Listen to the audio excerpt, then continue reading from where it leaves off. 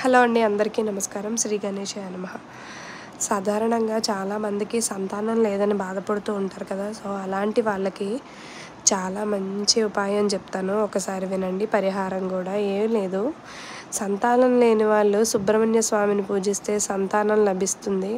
అంతేకాదు చాలామందికి వివాహంలో కూడా చాలా లేట్గా పెళ్లి జరుగుతూ ఉంటుంది కదా. అలాంటి వాళ్ళకు కూడా సుబ్రహ్మణ్య స్వామి కరుణా కటాక్షం తొందరగా ఉంటుంది. దయచేసి మీలో ఎవరికైనా సరే ఇలా వివాహం కానీ సంతానం కానీ లేటుగా ఉంటే ఒకసారి సుబ్రహ్మణ్య స్వామిని పూజించండి. ఒక 5 మంగళవారాలు సుబ్రహ్మణ్య స్వామి వారికి అభిషేకం చేసుకుంటే ఖచ్చితంగా స్వామివారి కరుణా కటాక్షం అనేది లభిస్తుంది. కాకపోతే చేసినప్పుడు కొంచెం నియమంగా చేస్తూ ఉండాలి. స్వామివారికి నియమ నిష్టలు కొంచెం అవసరం. ఎందుకంటే స్వామివారికి పూజ చేసినప్పుడు ఉల్లిపాయ కానీ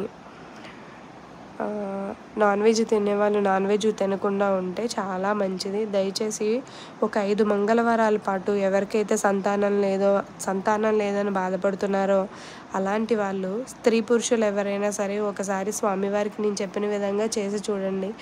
ఏమీ లేదు, ప్రత్యేకంగా ఎక్కువేమీ స్వామివారికి చేయాల్సిన అవసరం లేదండి.